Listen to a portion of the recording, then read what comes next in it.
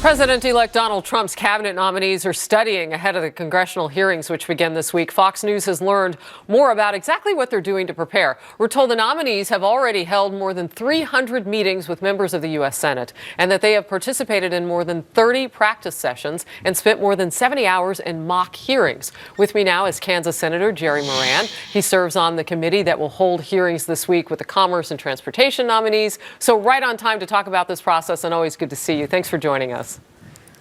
Harris, thanks. Good to be back with you. Absolutely. So tell me exactly what happens in these meetings, what they entail. Well, you're right. You described the scene that's taken place so far. A number of the nominees have been into my office and other senators' offices to make the pitch, to introduce themselves, to have a conversation, to develop a level of comfort. And I suppose that's helpful as they sit in front of the committee and answer questions. They will give an opening statement. They'll describe themselves. My guess is they'll give us their qualifications, what they wish to accomplish in office.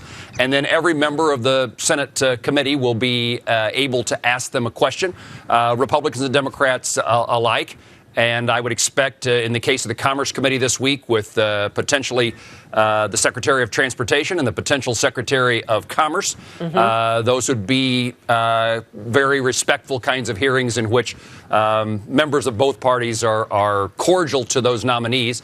Doesn't mean that difficult questions won't be asked. I think the goal here is to make certain that every senator feels comfortable with the nominee. You know, I'm just curious, is there a sense that it's you against the Democrats in all of this, or is it more of a situation where you feel like the nominees can really get a fair shake on Capitol Hill? Well, I have to tell you what I hope, which is that I think every nominee ought to get a fair shake. Every individual, every person ought to be treated with respect. And I think traditionally, historically, in fact, in 2009, President Obama's first year, his nominees, they were confirmed, 7 of them on the day of his inauguration, and 5 more the following week. So I think there's historically, and it's continued through President Obama's initial term in office, that when a new president is elected, he or she ought to be able to surround themselves with individuals that they feel comfortable with, that share their philosophy, that they've vetted and want to work with. And I think there is a deference given by members of the United States Senate to those individuals, particularly at the time of a beginning of a new administration. And I certainly don't see it as us versus them. And I am disturbed that Democrat press reports indicate that Democrats early on said they're going to drag this process out as long as possible. They did say that. They did say that, and they didn't indicate the motivation was to make certain that they had all the information they needed. It just seemed more of a partisan statement than that, and that's not what this ought to be about. I also would say that Harry Reid, the former majority leader, was instrumental in changing the rules of the United States Senate. It used to require a vote of 60 United States senators to confirm a nominee for a cabinet-level position. Those rule changes that occurred in the Democrat days now only require 51. So they'll have to live with it. Even that has changed. Perhaps that they have to live with the decision that they made. Sure. But having said that, I hope as Republicans we want to make sure that the information is available to every member of the United States Senate and a level of comfort. You know, Democrat senators need to work with these individuals as well for the benefit of their constituents. We ought to start out on a good foot. Okay, I want to get to a couple more things, but just one more thing on this, because already there's a bit of controversy. Reports, Senator Moran, that the Trump transition team may not have made the nominees available to the ethics committee members, which would be looking at conflicts of interest. Is that true? Well, I don't know. I mean, I've seen the press reports. I wouldn't know whether that is true or not. I would indicate that in the past, oftentimes we will have hearings on a nominee without all the necessary requirements, an FBI investigation, an FBI report, for example.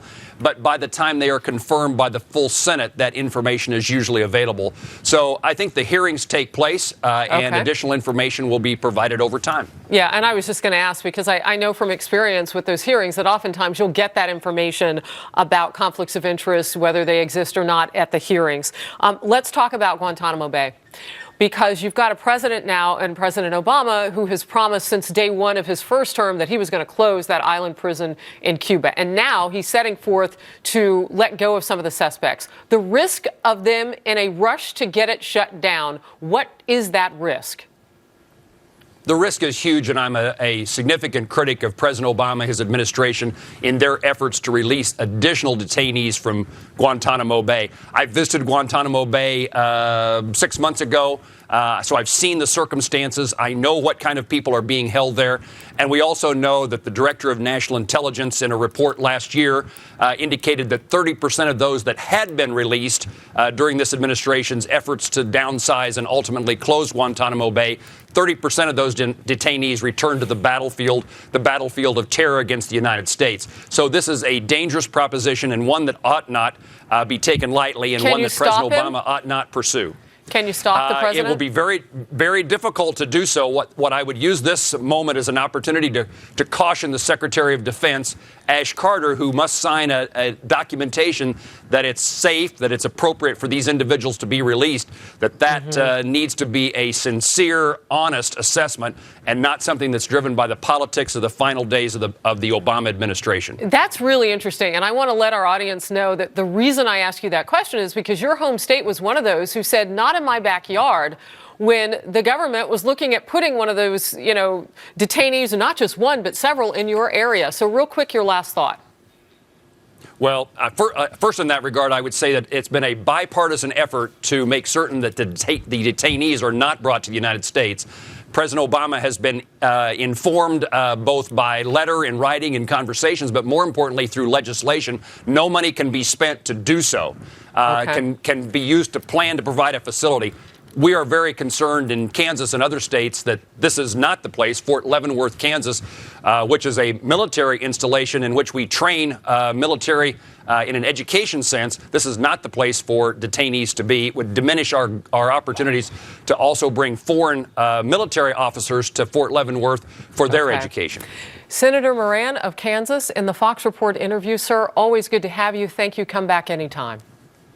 Harris, Happy New Year. You too.